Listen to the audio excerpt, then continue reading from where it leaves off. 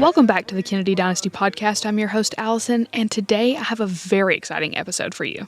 This week, I was honored to speak with Dr. Natalia Molina. She is a distinguished professor of American Studies and Ethnicity at USC Dornsife College of Letters, Arts, and Sciences.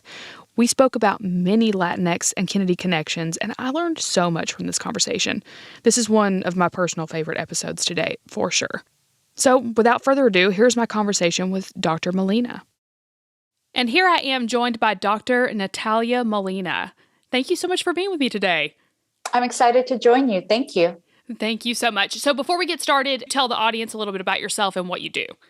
I'm a professor in the Department of American Studies and Ethnicity at the University of Southern California, USC. I've written books on how race is made in America. I've written books on Los Angeles, and I currently have a book coming out entitled A Place at the Nayarit, How a Mexican Restaurant Nourished Its Community. And so I'm really excited to be with you today and talk about the ways in which Latinos have connected to the Kennedys over time. Yes, I was kind of telling you about this before, but I'm just so thrilled that you reached out to me and wanted to speak to me about this because honestly, I'm not super up to speed on these topics. So I'm really excited to learn along with the audience about so many things that you have on the list to learn about today. So ball's in your court and I'm ready when you are. Well, I think it's interesting that you say that, this isn't a topic that you're that familiar with. And I don't think many people are. Mm-hmm. And that's because there are all these different little data points and little stories around Latinos and the Kennedy connection. And so you don't often read about them at once. There's the social cultural connection, there's the political connection, there's the labor connection, activism, Catholicism, immigration. And it was really as I began to think about those connections as I would listen to your podcast and I'd think, oh, there's a civil rights connection. Oh, there's that time that, Bobby met one of the bus boys, that I started thinking, oh, wait a minute, there's actually a story that we can string together here.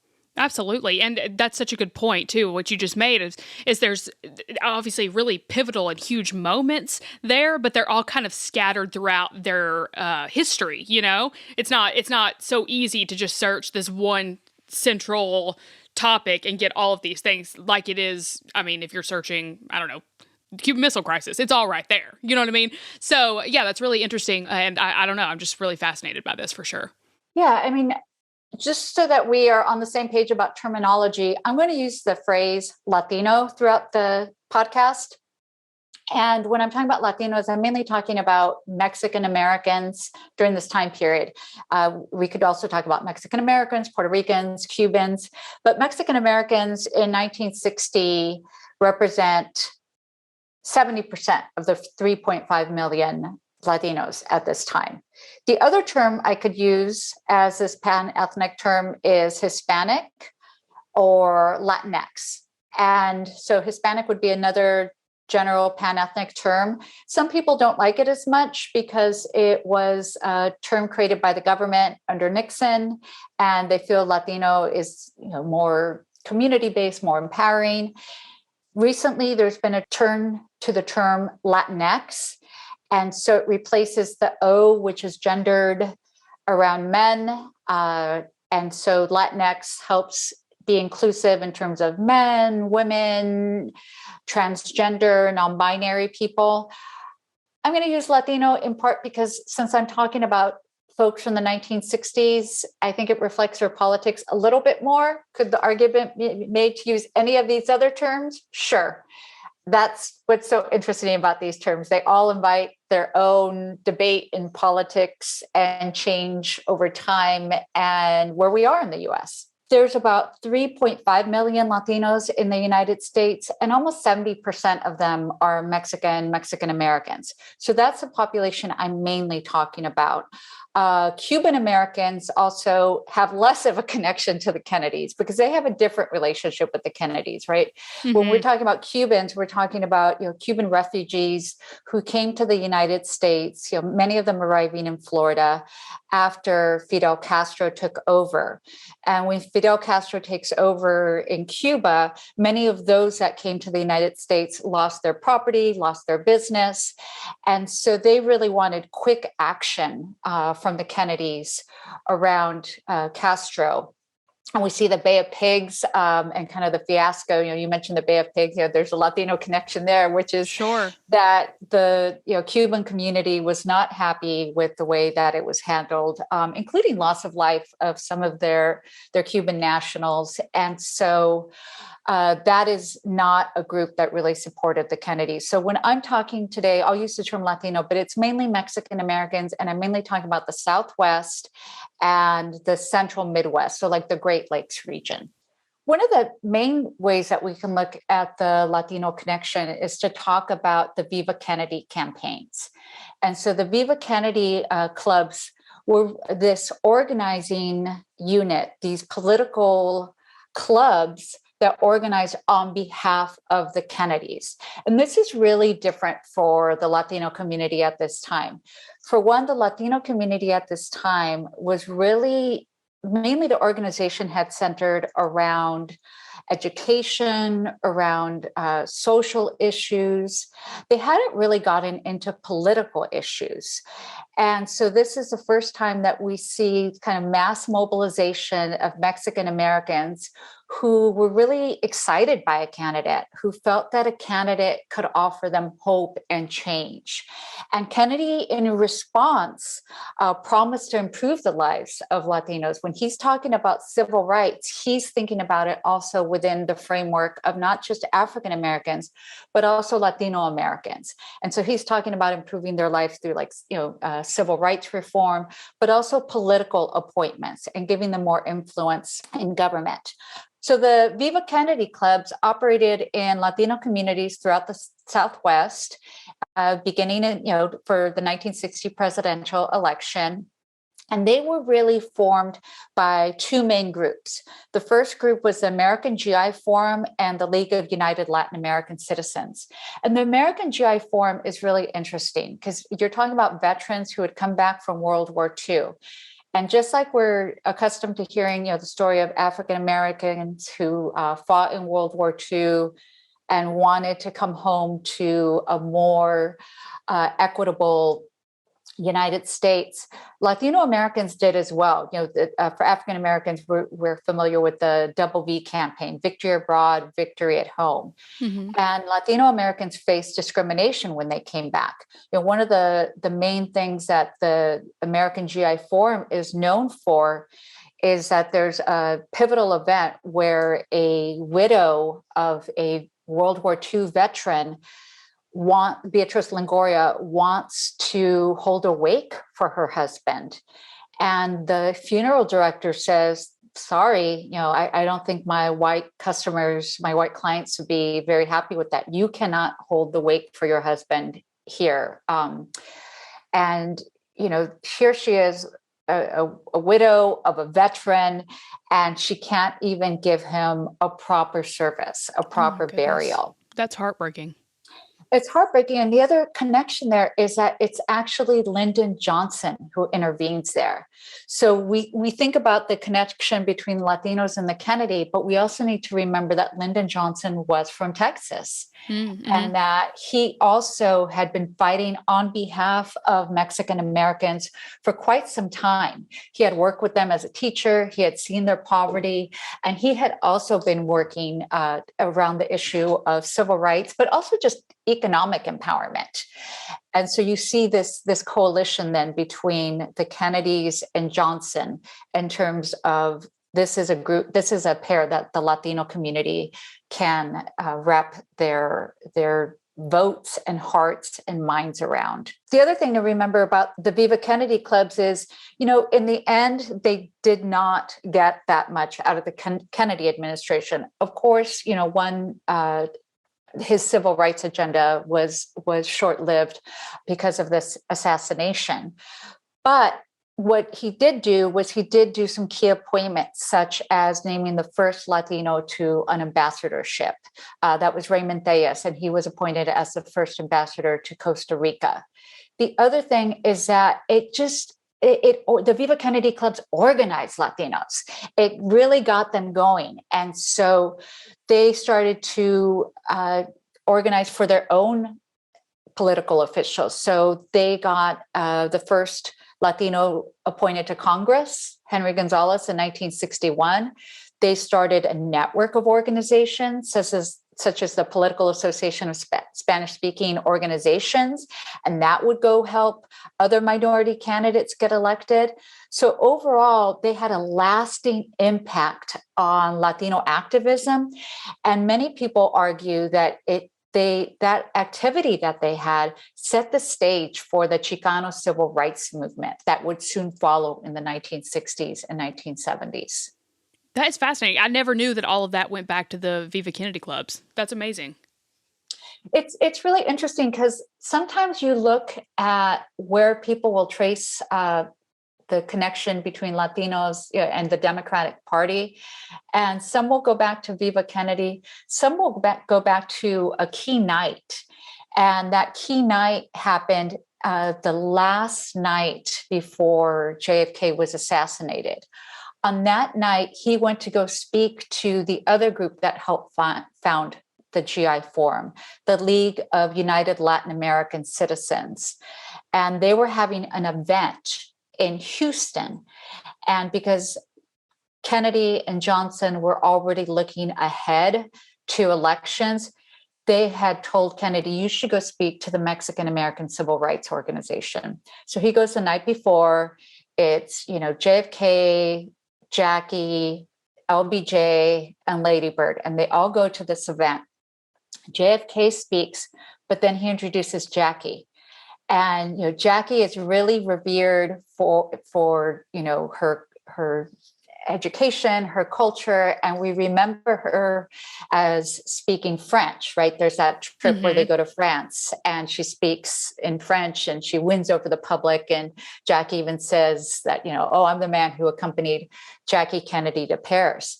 But many don't realize that she also spoke Spanish fluently. I mean, at one point, once Lyndon Johnson becomes president, he considers making her the ambassador to Mexico. Oh, wow. So they go to this event, and I had read about it, but in preparation for this interview, I just, did a little bit more research on it. And there's actually a video on it where she's speaking. She speaks to the crowd, and she speaks in Spanish. And from the video, I'm pretty sure she's not even using notes. And so here she is speaking to the crowd in a different language. And it's, Jackie's so poised, but you could tell she's a little bit nervous. And she even fumbles just a little bit, but you could tell it endears her to the crowd even more, that here she is making such an effort to connect to them. I love that. I'll actually insert that clip right here as well. Estoy muy contenta de estar en el gran estado de Texas, de estar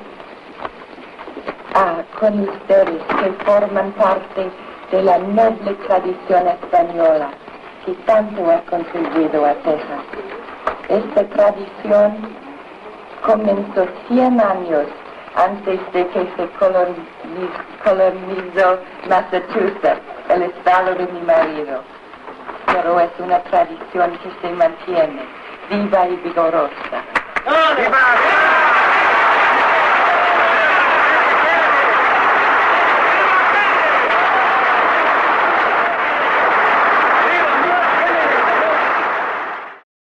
I have listened to the tapes with Jackie, with Arthur Schlesinger Jr. so many times. I've talked about it a lot too. I just am fascinated by them.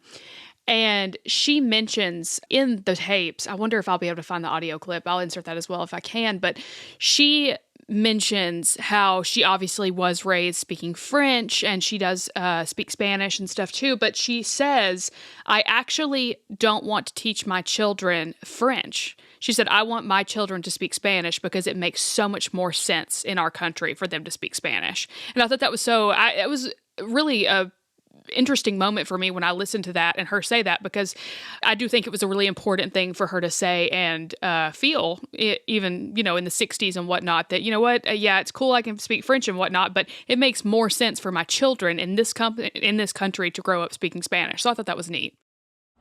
But those two men, and then I said to Jack, I'd always have this mania before about making my children learn French, because I saw how that other language absolutely doubled my life and made you be able to meet all those people that you... But I said, I'm going to make my children learn Spanish as their second language. We should just, if de Gaulle and everyone want to have their own little thing, but really we should turn to this hemisphere. And I'm going to do that anyway. It's absolutely astounding for her to say that in 1960. Mm-hmm. We must remember that in 1960, that Mexicans, Latinos are discriminated against if they speak Spanish. Right. I'm sorry. It would have actually been, I'm trying to think of when she recorded, early 1964. So, same area of time, but. Even today, even as recently as the 2000s, we've, here in California, which is considered such a liberal state, we've passed English-only laws. So at this time period, one of the thinking was, one of the ways that we assimilate Mexicans is to prevent them from speaking Spanish. And kids would get a little dunce cap put on them, and they'd get put in the corner if they spoke Spanish. If they didn't speak English fluently, they would get that dunce cap. So there was a big stigma around that. And, you have generations of kids during that time period who couldn't speak Spanish, even though it was like even their parents' main language, but their parents didn't want them discriminated against. Wow. The other thing is that, the Kennedy is the first sitting president to attend a Latino event. The first sitting president to attend a Latino event. It's 1960. And so not only do they attend, she speaks in Spanish. For the presidential campaign, she had already recorded a commercial where she spoke Spanish, saying, hello, I am the wife of President Kennedy, or of Senator Kennedy. I remember when President Obama was running, that Michelle Obama came here to Los Angeles, and she went on one of the Spanish language shows, and she spoke in Spanish. And even then, it was revolutionary. So to have Jackie do this, 50 years before was incredible. Wow. Yeah, I love that. I would say that the other thing that the Kennedys did was that they reached out to the Latino community. So in many ways, the Viva Kennedy Clubs were kind of like a conduit for them, kind of a buffer between them and the Latino community, or maybe more of a bridge to the Latino community. But JFK still went out to the Latino community. When he came to Los Angeles, he went to places that were central to the community. So symbolic places like Alvera Street, which is, more of a tourist place, but still is a place that really signifies the Latino community. He went to East Los Angeles, which is, the heartland of the Latino community, the largest Latino community in the United States at this time. And so he was doing his best to reach out to them as well. Yeah, that's fantastic. And I don't know, that's just really crazy for me to think. Like you said, in 1960, that's 35 presidents in, and it took that long for someone to, reach out to this community. That's wild to me. It just doesn't make sense, The Kennedys not only represented Camelot to white Americans, they represented Camelot to Latinos. Latinos could relate to the Kennedys. They were Irish, they were immigrants. Irish immigrants had been heavily discriminated against. And one of the things that they'd been discriminated against for was their religion. So they were immigrants, they were Catholic.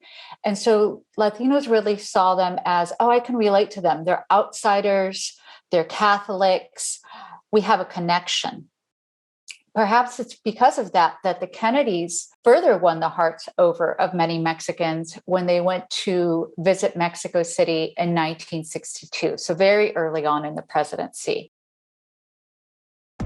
Guys, History Horde has added new products to their collection that I know you will for sure love. They now offer 3 different types of Kennedy campaign pins: Kennedy and Johnson, Students for Kennedy, and Triumpha con Kennedy, which is Spanish for Triumph with Kennedy. I was so excited to receive mine and add them to my collection. History Horde really is amazing, with no doubt 100% authentic pins with a certificate included, incredible packaging, and an extremely fair price. They will always be one of my favorite companies to shop from. I couldn't be more thrilled to add more authentic Kennedy campaign pins to my collection, and I know you guys will be so excited to get some too. The link in the show notes will lead you to historyhorde.com to get your own and use code KDPodcast for 10% off. Again, that's historyhorde.com, code KDPODCAST with no spaces for 10% off. As I said, a direct link and details are in this episode's description. While you're there, check out all the other genuine and ethical relics they have. Don't miss out on holding a piece of Kennedy history in the palm of your hand. While they were in Mexico City, they attended Mass at the Basilica of Our Lady of Guadalupe. This is a really famous basilica. This basilica is famous for its image of Our Lady of Guadalupe. It's like the Virgin Mary, like Mexicans' version of the Virgin Mary. Devout Mexicans believe that this miraculous image of the Virgin Mary appeared to an indigenous peasant on this site in the 1500s. It's the second most visited Catholic shrine, only after St. Peter's in Rome. There were 2,000 people that attended the Mass, and I'm not misquoting this, another 250,000 listened outside over a loudspeaker. There's this large square, the Zócalo in Mexico City, around which key buildings are located, including this basilica. When it ended, Jackie placed a bouquet of red roses before this holy relic of Our Lady of Guadalupe. And what was interesting to me when I was doing the research on this visit for my book, A Place at the Nayarit, is that the visit really received scant attention in the US press. And it appears in just very few accounts of the Kennedys. Again, to the point earlier, why we know very little about Latinos and the Kennedys. But the reason that I thought I would find a lot on this visit is because the Mexican papers gave it weeks of coverage. I had done research in a 20-year run of this one Mexican newspaper and other Mexican newspapers. And I was constantly coming across the coverage, different pictures, people responding to how they thought about it. In the Kennedy papers at the museum, there are some accounts of it, by Americans who were living in Mexico at the time and attended the Mass with the Kennedys. And what's interesting to me was that there was something I didn't find in the accounts, yet even as a little girl, I would hear stories about this visit. And in those stories, what I was told and what Latino friends of mine who grew up in different parts of California were told, they'd heard the same story, was that the First Lady had crawled on her knees from the square outside the basilica to the framed picture of Our Lady of Guadalupe at the altar. And that's a distance of more than 300 yards. And this is what the pilgrimage, this is what those who come and make a pilgrimage to the Virgen of Guadalupe do. I've actually never found any written accounts that this is what happened. I'm not sure if it actually did, but it's fascinating to me that this is a story that has taken hold in the Latino community. To me, it shows how much the Latinos, Mexicans appreciated the visit and how much it kind of evolved into this mythic narrative of the Kennedys respecting Mexican culture. Absolutely. That's amazing. And if she really did that, I mean, what a reverence, there as well. And I know she did have reverence for the community and the culture and everything as well. Yeah, that's fascinating that however many years later, that's a story that lives on. Yes, absolutely. There are other accounts that we do have evidence of, and that we know that the Kennedys had many interactions with the Latino community at key moments. And one of these would be during the Chicano Movement. And so again, the Chicano Movement is a civil rights movement. It takes place in the 1960s and 70s. And there are a lot of different parts of it. So organizing around labor, schools, land, dignity, right? There's lots of different parts of it. And so one of the parts of the movement revolves around major protests that happened in March of 1968 in East Los Angeles. And they're referred to as the East LA blowouts. And this is a time in which students are really upset about the inequality in their education, the lack of good education, the ways in which they're being funneled into classes that see them only as laborers, so shop and homemaking. And so the students in East Los Angeles walk out. Out of four secondary schools, 15,000 students walk out. And their goal is to bring awareness to their situation and how substandard these conditions are. And they're met with resistance. They're met with police violence. They're met with, the school officials being very upset with them. They're threatened. I mean, this lasts for weeks. The school board gets involved. The parents get involved. And they're threatened with suspension. The graduating seniors are told, you're going to get your college scholarship taken away. And so they think, what can we do to bring sympathy to our cause? Mm-hmm. And so the idea is we need to meet with a public official. And Bobby Kennedy, who is running for president at this time, meets with them. And the students, and there's a documentary called Chicano, and they, in it, there's footage of the students, there's interviews with the students now as adults remembering. And what's so striking, I mean, I get chills just thinking about it, and I've seen this documentary so many times. What's so striking about the students' account is just how seen they feel when they meet with Bobby Kennedy. They say that he knew exactly what their cause was about, that he already had a list of their demands. He asked informed questions, and he took pictures with them so that there would be evidence of the meeting, and he really supported them. And it really helped change the tenor of the conversation and the attitude towards these students as, oh, right, this is a civil rights issue. Mm-hmm. Wow, that is fascinating. There was a quote when I was kind of going over your notes and stuff for this episode and doing some research on my own. There was a quote made, I can't remember who by, I'm sure you will know, but during, his time with Cesar Chavez, there was a quote from someone saying that Bobby didn't come in just saying, this is how you fix this is what you do, this is whatever. He came in with really a mindset of, okay, what can I do to help, and what do you need? Tell me, I'm here to listen. And I think that's something just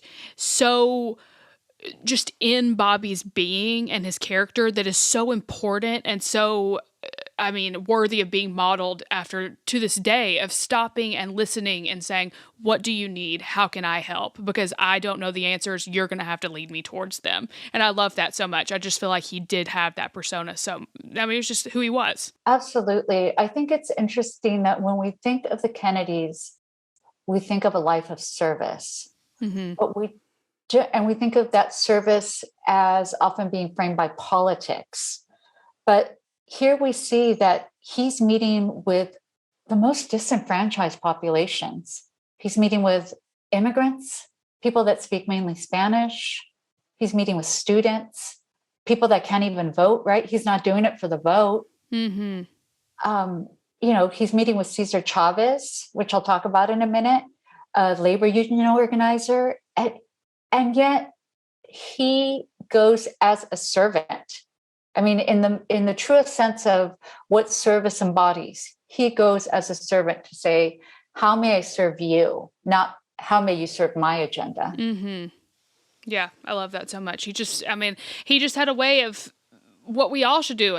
We're all the same, we're all human beings, the same, living the same, trying to live the same good life here. Like, let's work together and take care of one another. And he saw that. And I think that's amazing. Yes. And, he came at the most opportune moments for these movements. Mm-hmm. He was there to help them when they most needed it. So when, he meets Cesar Chavez is a labor union organizer. He's head of the United Farm Workers Union. Cesar Chavez is known, and the United Farm Workers are known for their embracement of nonviolence.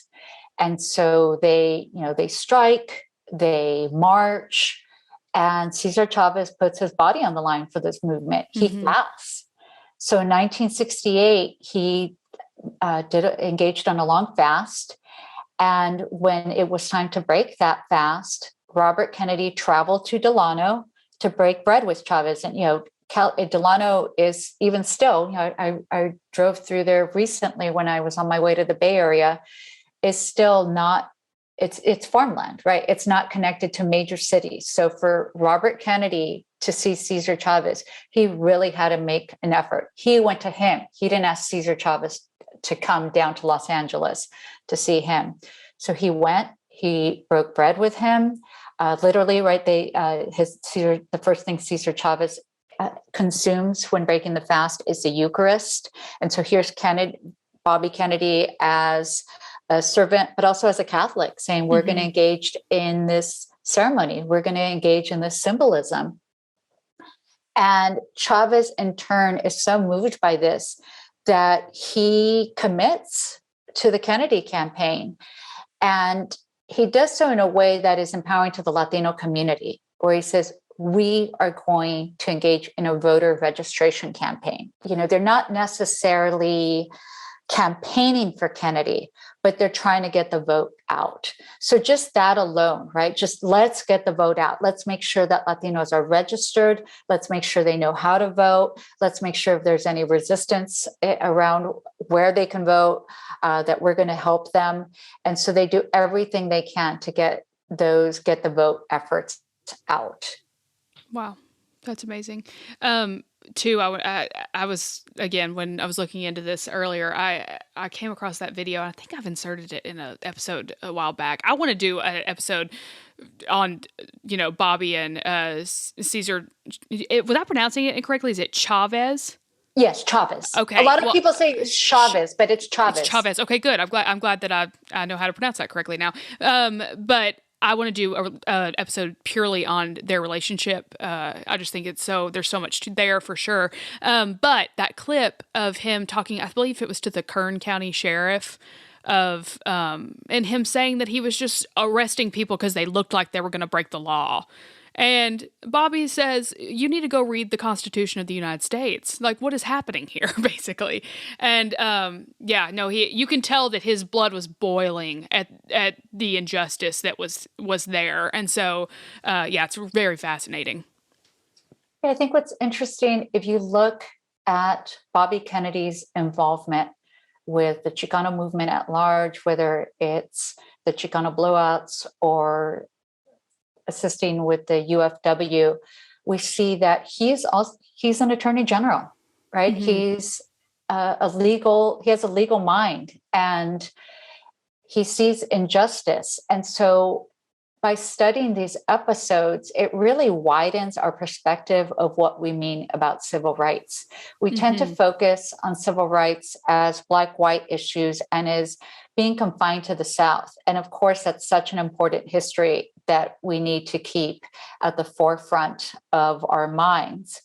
But civil rights also affected Latinos, Asian Americans, Native Americans. It really, women, LGBTQ community. And so it really was a revolution in the country. Mm-hmm. And seeing the ways in which the Kennedys got involved helps us expand our understanding of civil rights. Absolutely. I completely agree. As we know, after winning the California primary, Bobby Kennedy was assassinated on June 5th in 1968 in Los Angeles. What I wanted to also tell you about was some events that happened the day before his death and then that evening. Many of us have seen pictures of Bobby Kennedy after he's assassinated, and he's on the floor of the Ambassador Hotel in the kitchen. And if we look back at that picture, there's a young man holding his head, kind of cradling his head. Mm-hmm. That man is Juan Romero. He's a Mexican immigrant from the state of Nayarit, the same state that my family is from. He's a 17-year-old busboy who works at the Ambassador. His dad worked at the Ambassador, and his dad didn't want him to get any trouble, so he made Juan Romero get a job there. And the day before Bobby Kennedy is assassinated, Juan Romero goes and makes a room service delivery to him. And Juan Romero is quoted as saying, "He shook my hand as hard as anyone has ever shaken it. I walked out of there feeling like I was 20 feet tall, thinking, I'm not just a busboy, I'm a human being." Wow. I've never heard that. Is it right? It's just, oh my goodness. I've heard it a million times, Alyson. I still get chills. Oh, that's so touching. Yes. And so later, after Kennedy had won the California primary, he delivers his victory speech, and they're trying to decide which exit to take. And they have him take the exit that leads him into the kitchen where he's assassinated. Because they had considered taking a different exit, his Secret Service, and they think that's a safer way. So he avoids the throngs of supporters by going through the hotel's kitchen. And there's a crowd gathered there. The Mexican workers are gathered there in the kitchen. They want to be able to see Kennedy. And Romero's there. And so Kennedy remembers him, right? Like, how many people must Kennedy interact with? But he remembers him. So he reaches out to shake Romero's hand again. And that's the moment in which Sirhan opens fire. Kennedy's hit 3 times. He falls to the floor in front of Romero. And so Romero kneels down, and he reaches his hand under Kennedy's head to support it. Ethel Kennedy squeezes him aside to kneel next to her husband. And the last contact that Romero has with Kennedy is he pulls out his rosary beads that he always carries with them, and he presses them into Kennedy's hands. Wow. That, it literally almost brings a tear to my eye, because it's so tragically full circle of just a reverence for each other, and mankind and humanity in general, and just the activism that he has done for, the Mexican American community there. And then his last contact is basically with this young boy who holds him. I don't know. There's just something so tragically full circle and beautiful and terrible and all the things all in one, if that makes any sense. It makes complete sense. It makes complete sense. I mean, to me also that Catholic connection. I mean, I just think of a 17-year-old boy walking around with a rosary, right? And having the presence of mind in that moment to offer him some solace. I will also say, not everybody saw this as a moment of humanity and connection. Romero received hate mail for many years in his life. People asking him, why didn't you stop? Why did you have to make him stop? Maybe if he wouldn't have shaken your hand, then he wouldn't have been assassinated. Why didn't you stop anything to stop? Why didn't you do anything to stop the assassination? So Romero lived a very troubled life after that. He went through rounds of depression. He had a very hard life. Oh, goodness. How terrible. One of the bright spots in this narrative, though, is that Maria Shriver later reads about Romero's account. It's been covered in the newspapers and different radio accounts since then. And Maria Shriver hadn't known about it before. And when she reads about it, Maria Shriver, Bobby's niece, she writes a thank you letter to Romero, just to let him know, thank you. Thank you for being there for my uncle. Wow. That's so touching. I love her. I love her. She's so great. That's so touching. And well-deserved thank you letter, for sure. Yes. The night that Bobby Kennedy was assassinated, my father, Hector Molina, was actually working at the Ambassador Hotel. He was a bartender. And he worked there with his 2 best friends, Bobby and Victor. They all worked as bartenders at the Ambassador. And so they were on the job when Kennedy was assassinated. Wow. They did not meet Bobby Kennedy directly, but they spent the night at the hotel. Everybody that was at the hotel when Bobby Kennedy was assassinated was asked to stay there until they can all give a statement and be investigated. And so they didn't leave until the next morning. At the time, my grandmother had a restaurant, the Nayarit, in Echo Park on Sunset Boulevard. And the next day, my father, who wasn't yet married to my mother, Bobby and Victor, all went to the Nayarit to let everybody know what was going on. And everybody really felt a connection to the Kennedys. And then they felt that they had an extra connection because of these three that were there. And so this is a story that I've heard about from many people over the years. So, we think about, where were you when John F. Kennedy was shot? Where were you where Bobby Kennedy was shot? And we don't always picture the listener of that question or the person recounting their story as Mexican immigrants.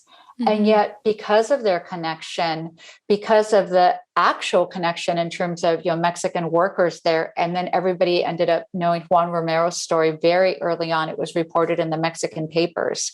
They felt like they had a special connection to the Kennedys. Some of the workers at the Nayarit reported that evening when they were leaving the Nayarit restaurant, that they heard sirens when they were in the vicinity of the Ambassador Hotel. And so they wondered, is that what that was about, right? So it was that way in which they were touched just by being in the same close proximity to the ambassador, to Kennedy's visit, to the workers that were there. Sure. And I can imagine the emotions that your father must have felt being there. What are some of the things that he over the years has described or had described to your family about how he felt in that moment, hearing about it? His face he would go very silent when he would mention it and look downcast and get quieter as he told the story, and just the shock of it. So even, decades later, it was a story that was about what a tragedy this was, both because of the assassination, of course, but also just losing somebody who had the potential of doing so much for the Latino community. Absolutely. I can imagine. Wow. That's crazy that he was there and everything. Wow.